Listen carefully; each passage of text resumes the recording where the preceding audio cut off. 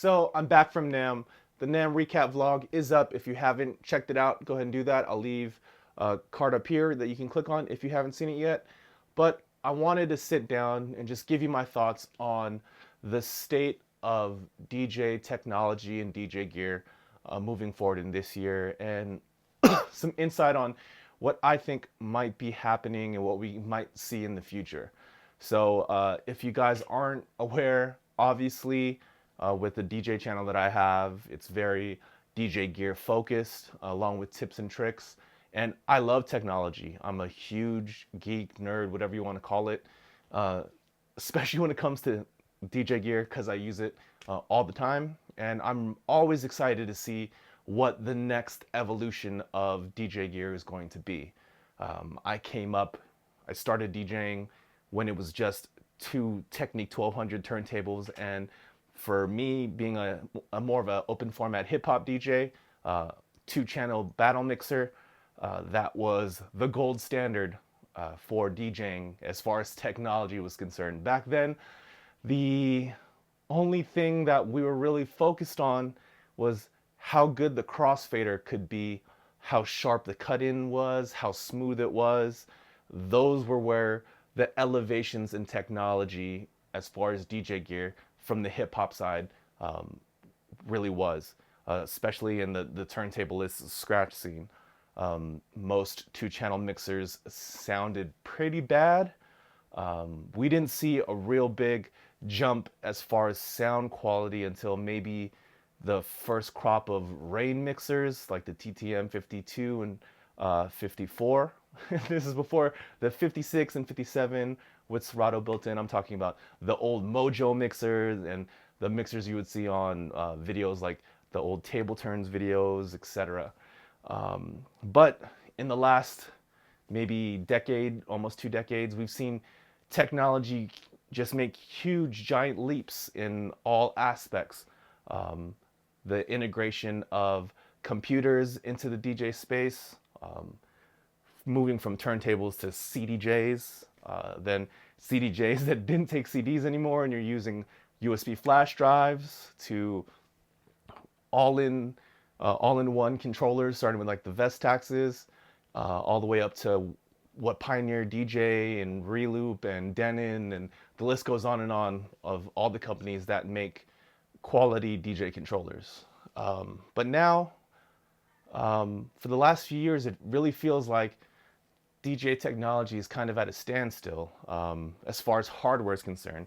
We're seeing huge leaps in DJ software technology, especially the big thing over the last few years has been adding the ability for stem separation in most major DJ software. I think now it's just Traktor that doesn't have stem separation, which is, kind of sad. I started my digital DJ journey with Traktor.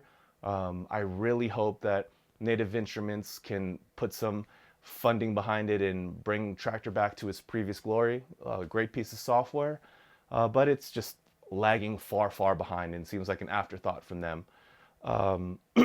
And now it's really between Serato and Rekordbox as far as the real major DJ softwares that most DJs use. Yes, you have your Algoriddim DJ users, you have your virtual DJ users, etc. But Serato and Rekordbox are the two big dogs really in this fight. And I think with the standardization of the feature sets in those two pieces of software led to the standardization of DJ controllers over the last couple years. You've seen, media players like the CDJ 3000 and the Denon SC 5000, 6000 make some big leaps, and those are, their own thing, and it's different than what we have in the DJ controller world, where you're used to two decks, jog wheels, 8 pads underneath, mixer section in the middle, and now maybe if you're more hip hop or battle DJ style controller, you'll have the levers in the middle like the S9, S11, etc. Or you'll have, your standard club standard layout with the effects section on the right side of the mixer, but it's pretty much it. And I'll say that what Pioneer DJ is doing, well, Alpha Theta is doing with the Omnis is kind of promising to me in that regard, as far as creativity and what a DJ, what a piece of DJ gear can be. We saw this with the Opus Quad last year. People were really surprised that Pioneer would come out with a piece of gear that looked like that. It looked luxury. It looked like a mid-century modern piece of furniture. And I don't mean that in a bad way. It's definitely not going to be everyone's taste, but they clearly spent more time in the design of it than other controllers of the past. All of your DDJs, your XDJs, they all have that same, Pioneer club gear look. And it was refreshing to see that with the Opus Quad. And the Omnis kind of follows in that same direction. It looks a little bit more like your normal controller, but it's still different.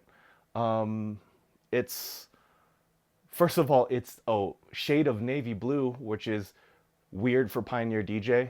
Usually their gear comes in black or sometimes white. So it's refreshing to see them adding more colors. Of course, the Opus Quad had those wood side panels that people were bugging out about. And, it gives a different look and a different appeal to pieces of DJ gear. And the first thing I thought when I got my hands on the Omnis is, okay, this is what Alpha Theta is doing. They're kind of separating themselves from Pioneer DJ.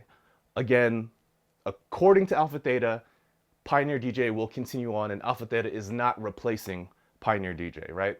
So in my mind, Pioneer DJ will continue to be the brand you're going to get your CDJs 3000 Mark IIs or CDJ 4000s, whatever, your A9s, the kind of gear that you'll see in a club setting that should stay Pioneer DJ. But the gear that's a little different, a little bit left, that's where Alpha Theta is going to kind of make it smart. The design of the Omnis Duo is very clean, clean to a fault. It's kind of hard to see the functions of the Omnis, and at NAMM, the lights are very bright. I can imagine in a DJ booth it's going to be even harder because the text isn't easy to read without lights on the controller or all-in-one or whatever you want to call it. And I think that the choice to first make that design decision makes me think that, one, it's not really meant for DJ booths. It's meant more for the home, where you're going to have plenty of lighting if you want it. Two, not a lot of the functions on the actual controller have multiple functions. Like the pads don't have pad modes. It's just for hot cues. So it kind of frees up the confusion of what functions could be if you're used to a Pioneer DJ setup with the looping section above on the left side of the jog wheel, etc. The touchscreen has a lot of functions in it, but it's actually, the Omnis has one of the best touchscreens that I've seen on a Pioneer DJ device. Very responsive, moves very quick, CDJ 3000 like, a lot better than the newest, was it RX that came out, the the last all-in-one controller they had. And I like the way that they stacked the functions on the screen, as far as instead of having physical buttons, you just tap the screen to get to things like the effects section, etc. Does it make for the best workflow in very high risk or high stress DJ environment in the club? No, but again, I think that's a design decision for this piece is meant to be at home, where you're just kind of kicking it at the house. You want to throw some tunes on, get some mixing in. It makes sense for that. And I think having Alpha Theta be a brand where if the identity from the gear that's out, I'm gonna say the Opus is part of the Alpha Theta, the brand, just as far as the kind of gear it is. It's interesting. It's promising. I like the fact that we're getting something that's different. I think DJ hardware needs that kind of reset. Not to say that I hate where DJ technology is going, but everything has just become so cookie cutter, right? It needs innovation. It needs to go in a different direction, at least a little bit. Of course, I still want companies to innovate and make pieces of gear that we're going to use in the DJ booth, that you can bring in and you know it's going to work and you know where all the functions are, and it's a very functional piece of DJ gear, like all the latest controllers. But I like the fact that they're taking risks and doing something that's different and for a different market than just us gigging DJs, or aspiring gigging DJs. I really hope that Alpha Theta makes in the future a product that's more budget friendly, with the Opus Quad being over $3,000, the Omnis being, I think, $1,500. They're not cheap devices, but if you look at the design language, they're not meant to be cheap devices. But that doesn't mean that you can make something a little bit more budget friendly, maybe sub $1,000, that still has that kind of DNA.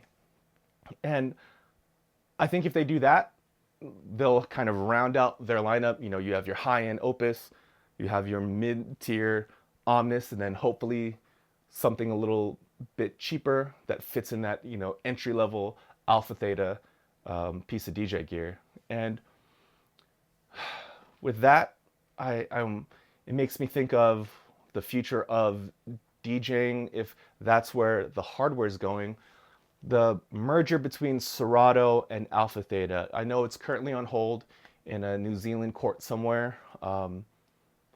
Wasn't really talked about that much on the show floor as far as getting answers. I mean, I get it. It's kind of in limbo.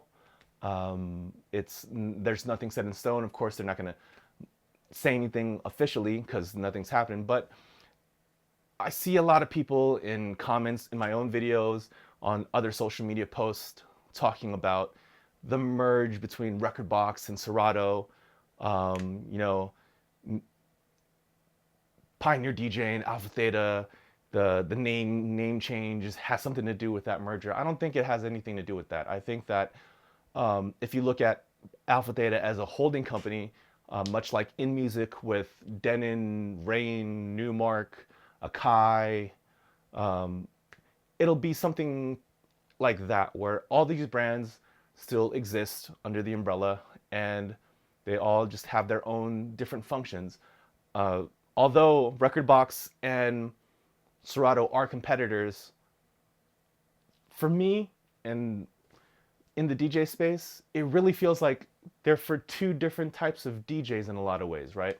Where Rekordbox definitely has its foothold in the dance music community, and Serato really had its big break in the DVS vinyl days, and the hip hop and open format community really latched onto that.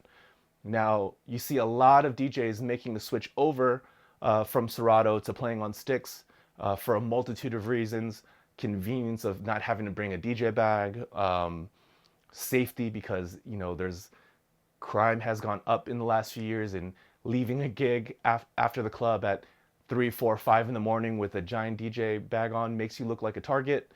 And just having, you know, a small little bag, or just putting your IEMs and your flash drives in your pocket, you don't look like you're carrying anything. But Rekordbox is a long way to go from what I can see, to catch up to the kind of features that Serato users really lean on. Now, the 3000s were a great step forward.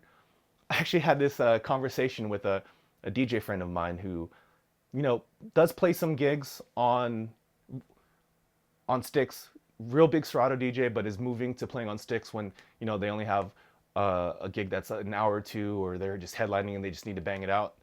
And he was used to playing on 3000s, and 3000s function a lot more like Serato than the all the previous models of CDJs, and he was hitting me up asking me for tips on, hey, I'm gonna play on 2000 Nexus 2s for the first time at this gig, but I'm used to 3000s. Is there anything I should know? And I really had to think back to my experience with it. I play on both when I play on sticks, 3000s, 2000s. I've played on 2000s quite a bit, and I'll say my workflow on CDJ 2000s is completely different than the 3000s. And it really, when you go back and forth between the two, it really shows you the giant leap that the technology inside CDJs has taken in the last, what, 4-5 years from or not the last, but the 4 or 5 years between the Nexus 2 and the 3000, or however long it was. Just the speed of loading songs, which is so crucial for open format DJs that like to, quick mix or have, little mini sets where they go from one song to the next. Doing that on 2000s takes more mental preparation, and those spur the moment ideas to go mix one song to the other really quick can't happen the way you can on Serato on a pair of pre-CDJ 3000 CDJs. The 3000s really sped that up. Number one, the load time, and number two, the ability to search was really hard on previous models of the CDJ, and the all-in-ones included. And I think if Pioneer can really iron that out even more and refine it in the next iteration of the CDJ, which I want to say, if we're going by the timeline of when new models of CDJs drop, actually before NAMM, I looked this up. CDJs usually update every 4-ish years, from the 2000 to the 2000 Nexus to the Nexus 2. We're getting to that 4-year mark for the CDJ 3000. I could see them making an announcement maybe later this year, or because of pandemic, development time might have gotten stretched, so maybe the year after. But I could see a CDJ 3000 Mark II or a 4000, whatever they decide to call it, coming out soon, in the near future. And Pioneer isn't that far off from really grabbing a good section of that Serato market, right? I think they need to refine the ability to change the workflow of the CDJ to at least have the option to play more like Serato. First thing being the ability to have gate cue. When you hit a hot cue, the song doesn't just start playing. You can kind of mash on it and it'll act like the cue button on a CDJ. That would be huge. I know a lot of DJs that try DJing on USB sticks for the first time instead of playing on Serato, notice that difference right away because it's just such an ingrained part of our workflow with Serato, right? Just mashing on a cue point and the song doesn't start, just so you can time it. I think excuse me, thirsty. Pardon me. This video isn't going to be edited. Just wanted to spill my thoughts out on what I saw at NAMM, so pardon that. But I think the gate queue thing, I think getting the search to work exactly the way it works in Serato, where it doesn't just look at track title and artist, where it'll look through all the ID3 tags on the file, would help tremendously. And just getting that workflow in, that's a huge one, especially with the pre-CDJ 3000s. It's really tough to search. The 3000s made it a lot easier, but I think it could use some refinement.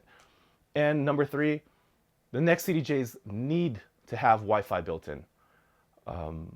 This is something that I think was reinforced with, or for me, the thought was kind of reinforced with the Omnis, the fact that the unit has Wi-Fi built in, and the fact that the Rekordbox app can finally just wirelessly Wi-Fi connect to the controller and you can play your library off of your phone.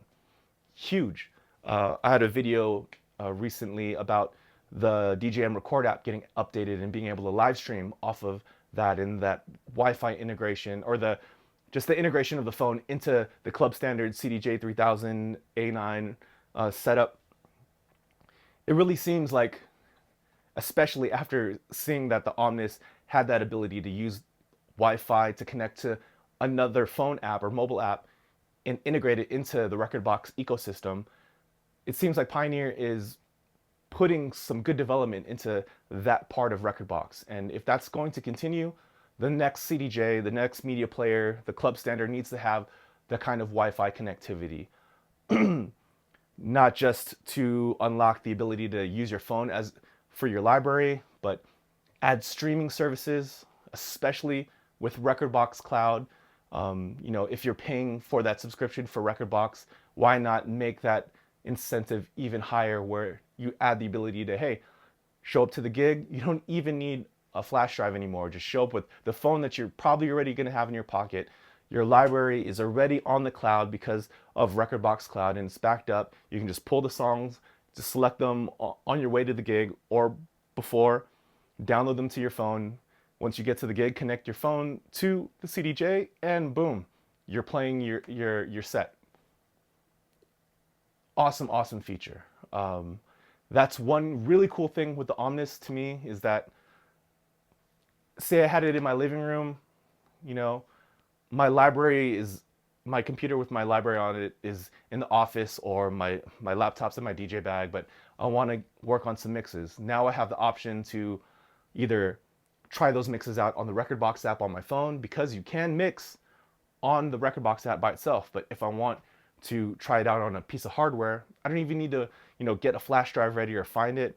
Just turn the Omnis on, connect my phone to the Omnis, and get to mixing, get to practicing, getting to creating new DJ ideas and routines. I think Rekordbox, Pioneer, Alpha Theta would be very smart to add that workflow into the professional side.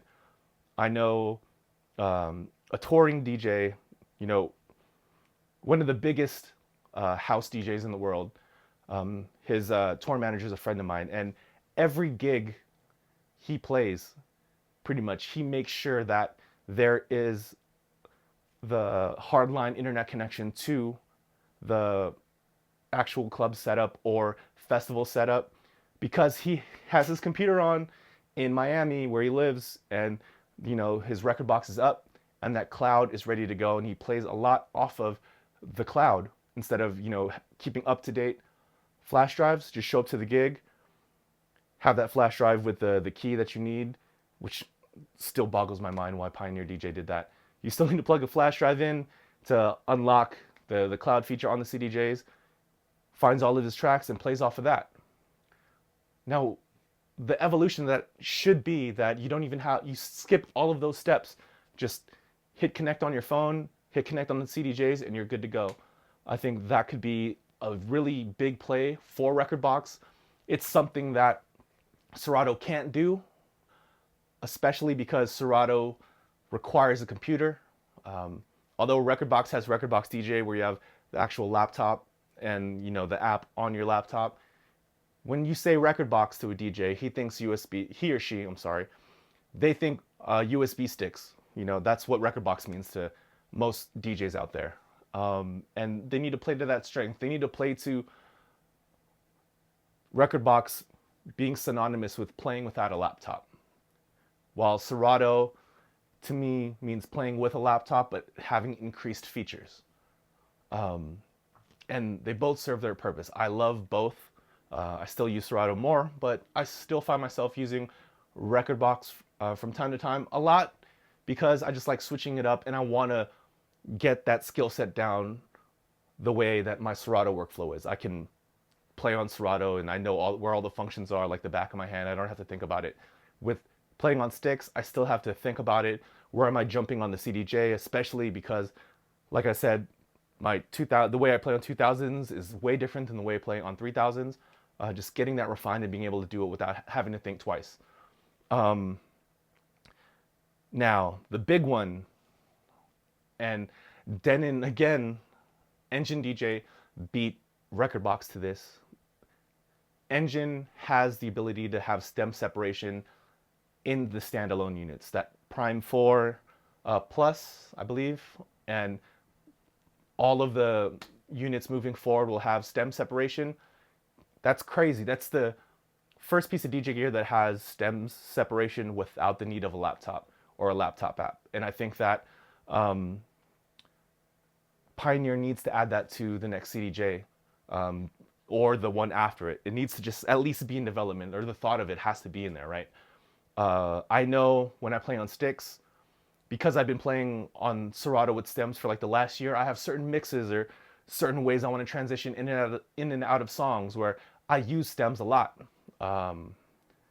And it's just part of my workflow now. So like when I go to play on sticks, not having it, I don't want to say it's like a hindrance, but there's times every time I play on sticks, because I still play open format and quick mix on sticks. There's times where I'm like, man, I wish I had stems because I would do this transition, and I can't do that one, and I have to go to something else, which is fine, but it's just a constant reminder of, man, I wish Rekordbox standalone, and I wish CDJs would have stems built in. I think it's gonna take a lot for Pioneer to come out with like CDJ that can process that kind of information. It has to be something that they're developing, but that's going to be huge to see them add that, and having stems available to the Rekordbox DJ world and all the DJs that just use sticks. There's so many users out there that would just appreciate that have been missing out because they play on whatever the current Rekordbox pieces of hardware are. Rekordbox has so much room to grow as a DJ platform if it adds those features. As far as Serato goes, I think they're pretty much on, I don't want to say the cutting edge, but as far as the mainstream pieces of DJ software go, it's almost fully featured, right? The only thing that Serato is missing, and there's a loud majority of Serato users out there, diehard Serato users, myself included, that want Serato to integrate more library management functions. I just did a video on why I use Rekordbox to do a lot of the library management for my Serato library. Just the ability to edit all the ID3 tags, artist, album, year, all that stuff. The workflow is so much better in Rekordbox that I would rather do it in there and then just rescan the ID3 tags in Serato than do the editing in Serato itself.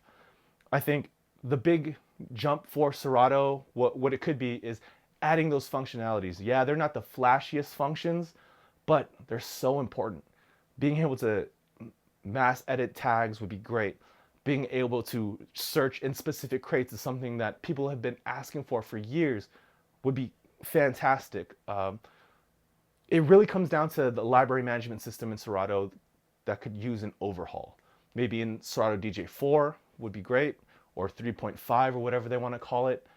But as far as features, you have pretty much everything all the other DJ softwares, your virtual DJs, your algorithms, your Rekordbox DJs have. You have, super reliable DJ software with Serato that's rock solid in most cases.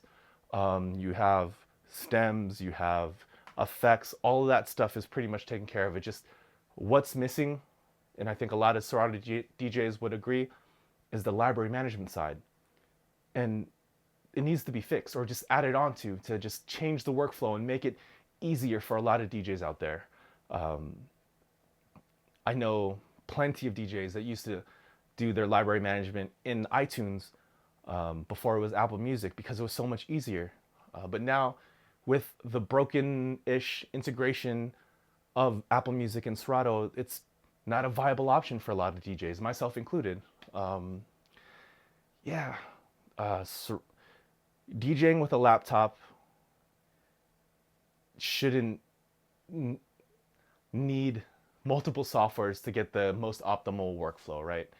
I guess I could just switch over to Rekordbox, but sorry to say it, but the stems in Rekordbox don't sound good. And I hope whenever they move that to the standalone stuff with like the next CDJ or the next XDJ, that they fix that as well. And I'm gonna just stick with Serato as far as DJing with my laptop. It's just, I've done it for so long, over a decade of playing on Serato with my laptop all the way to the Scratch Live days. It's just what I'm used to, and if I'm DJing with a laptop, that's what it's going to be. But I would love to see the technology allow me to play the same way I play on Serato on standalone. Unfortunately, speaking which, unfortunately, Denon or InMusic wasn't at NAMM, so we didn't get new gear announcements or any updates on Engine DJ. But I'll say, Engine is really underrated as far as its functionality and just the way it operates. I've said this, I've been an Engine DJ supporter since I got my first pair of SC5000Ms with the motorized platter. I use Engine on my Numark mix stream, and I love that thing. The workflow, the way it functions, just like the fact that I can beat jump back before the start of the song with Engine DJ. I can't do that in Rekordbox on sticks, and it's a part of the way I DJ with Serato. So having just small things like that, I love the way Engine DJ functions. I wish it was in more clubs. Unfortunately, Pioneer DJ has a chokehold on that, and we saw Denon really have a push to make Engine a viable alternative in the club, but it just never caught on. Pioneer has been in the club scene for so long, since the 2000s, where people moved away from CDs to using Rekordbox. It's just an ingrained part of DJ culture, the way Serato is with DJing with a laptop, right? And it takes so much for DJs to switch over. But that's, yeah, Engine has the best workflow in standalone if you're willing to try it. What I will say is, and the reason why I keep Engine DJ gear around is I can practice how I would play on CDJs and use Rekordbox USB sticks in Engine DJ devices. I don't have to buy another piece of gear to practice that. So I get the ability to practice Engine DJ and Rekordbox on a piece of Denon or Numark gear, which is great. And it's a viable option for DJs that don't have a big budget. I really wish InMusic was there.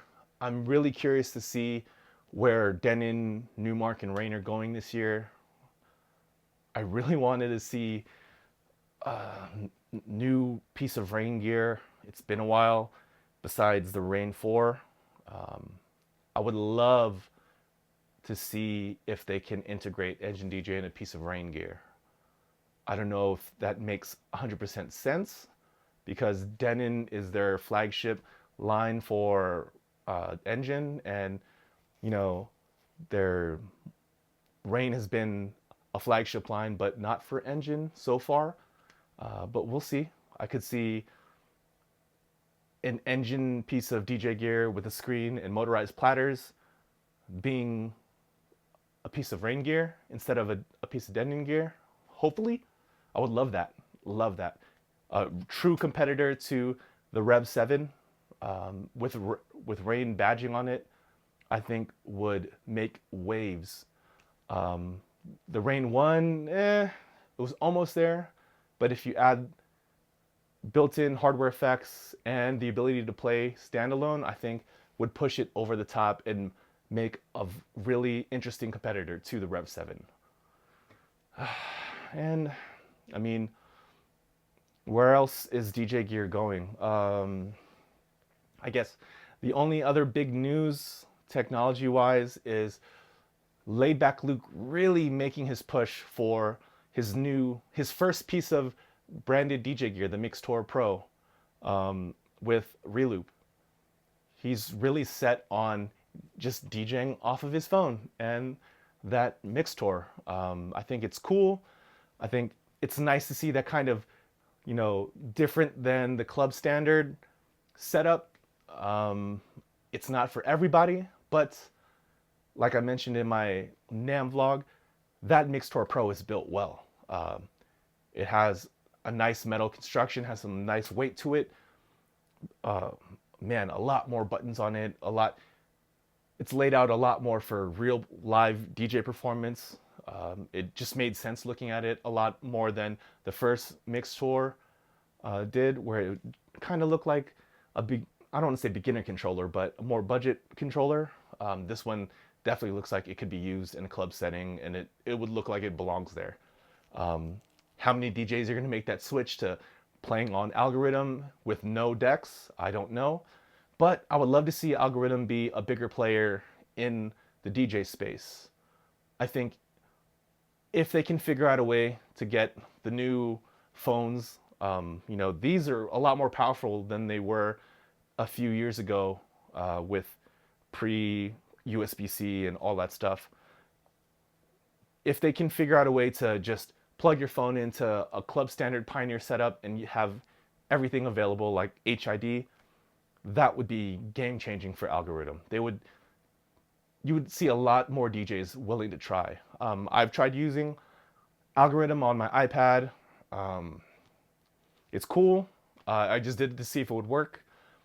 But if I could just show up to a gig, plug my phone in like I would do with Rekordbox, and get to DJing with Algoriddim DJ, I mean, there's stems already in there. It's not even a feature in the Rekordbox app. For quick gigs, if I could just do that in a CDJ setup with a S11 or S7 or whatever mixer in the middle, or 900 or A9, I would do that for a quick gig, hour or two. Sure, have all the features I need, plus the ability to not have to take more things with me. I think that might be a viable option for a lot more DJs out there. I really hope Algoriddim's working on that as a situation, or that as a solution, I should say, because they could make major waves. And I'm all for more competition and more people in more companies in the DJ space to push things forward. Because like I said, it's been kind of boring the last few years with just really Rekordbox and Serato kind of fighting the same battle. But while I say that, it's an interesting time. I think we're getting to the next kind of point in DJ technology where we'll see more options, we'll see more innovation, just as long as, DJ culture continues to grow like it has over the last few years, decade at this point maybe. I'm excited. I'm excited to see what's next. I'm excited to see where DJing on mobile phones goes. I'm excited to see where standalone stuff goes. I'm excited to see what the next big thing in DJ technology will be. Stems was really the big one for the last few years. As far as big jumps, I really think it's going to be more mobile device based. Yeah, I could just see with Algoriddim and with Rekordbox DJ on your iPhone becoming a bigger part of the ecosystem.